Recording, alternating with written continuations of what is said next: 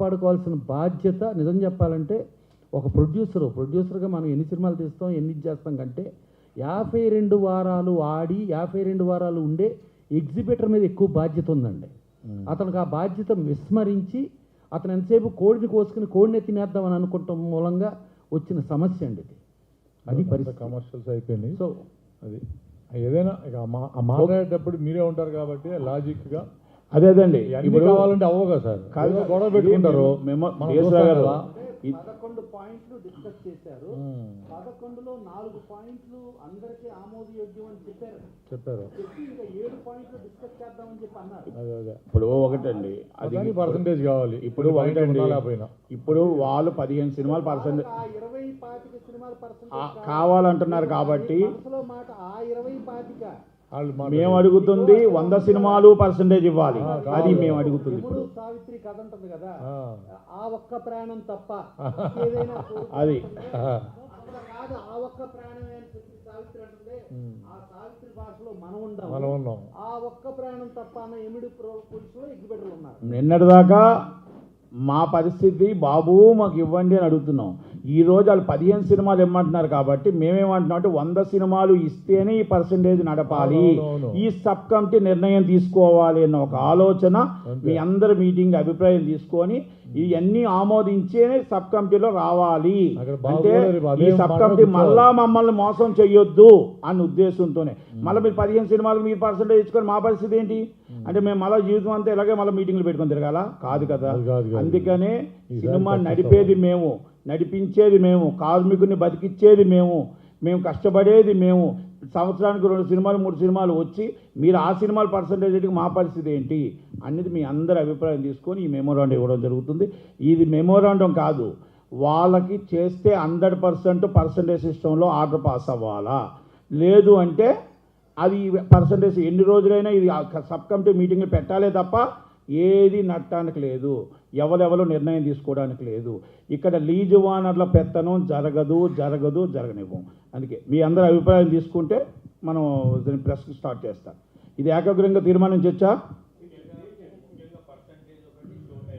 అదే ఏకాగ్రంగా తీర్మానం చేయొచ్చు కదా. ఓకే, థ్యాంక్ యూ అండి, థ్యాంక్ యూ వెరీ మచ్.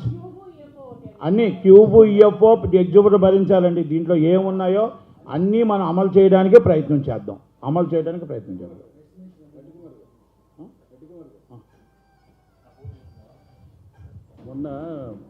మొన్న జరిగిన కమిటీలో పెద్ద సినిమా తర్వాత ప్రతి సినిమా ఏ సినిమా అయినా రిలీజ్ కానివ్వండి అవి పర్సంటేజీలోనే వేయాలనేది ఒక నిర్ణయం తీసుకున్నారండి. దాన్ని అమలు పరచడానికే ఈ కమిటీ వేశారు.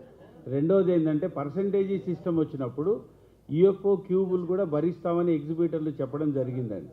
సో ఇక్కడ మ్యాక్సిమం సమస్య పరిష్కారమైంది. కేవలం అన్ని సినిమాలు రేపు రాబోయే ప్రతి సినిమా పర్సంటేజ్ రావాలనేది ప్రగాఢమైనటువంటి మన కోరిక.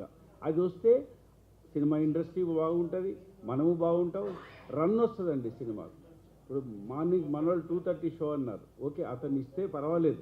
ఒకవేళ ఇవ్వకపోతే అట్లీస్ట్ 6 o'clock అంటే పనులు చేసుకున్న తర్వాత కొంతమంది జనం రావడానికి ఆ షోలో కొన్ని థియేటర్లలో ఫస్ట్ షో కలెక్షన్స్ ఉంటాయి.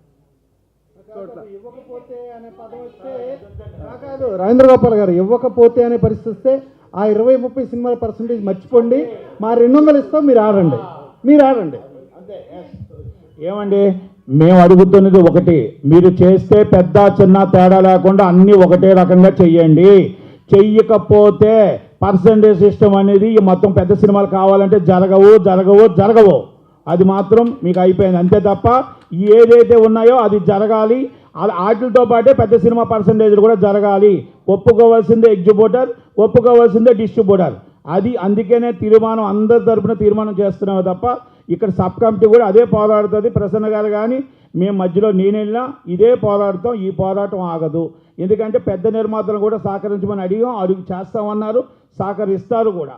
అందరూ కూడా అన్నీ అమ్మంటున్నాం, అందరితో కలిపి మాకు చేయండి, మేమే ఒకరు చేయమని చెప్పట్లేదు. కనుక ఇది ఏకగ్రంగా తీర్మానం ఆమోదిస్తున్నాం. మొత్తం నిర్మాతలు అందరి తరపు నుంచి ఈ మెమోరాండం మన ప్రసన్న గారి సబ్ కమిటీ ప్రసన్న గారికి ఇస్తున్నాను. అలాగే రేపు ఛాంబర్కి కౌన్సిల్కి కూడా ఇస్తాం. ఒక్క నిమిషం. ఇప్పుడు ఇవాళ సభాముఖంగా రేపు 15వ తారీఖున సబ్ కమిటీ మీటింగ్ ఉందండి. సబ్ కమిటీ మీటింగ్ నేను ఫర్దర్ మీటింగ్లకు వస్తాను, కానీ రేపు 15వ తారీఖు సబ్ కమిటీకి నా బదులు నట్టి కుమార్ గారు వెళ్తున్నారండి.